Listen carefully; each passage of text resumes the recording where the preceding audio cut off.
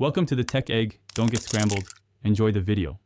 You start by opening Apple Music and making sure you're signed into the right Apple ID. This ties search logs to your account. Once in, tap Listen Now or Open Library so the app is active and can show recent activity.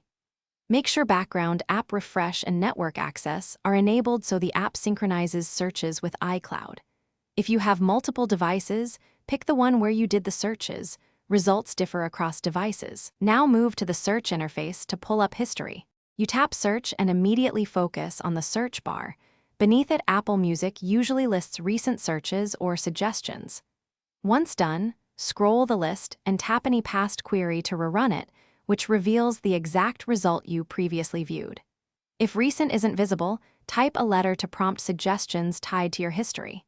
Make sure device sync is complete. Otherwise, older entries may not appear. You can also clear items here if you want to remove specific entries from this local list. You now confirm history by opening items one by one to see what you searched and when.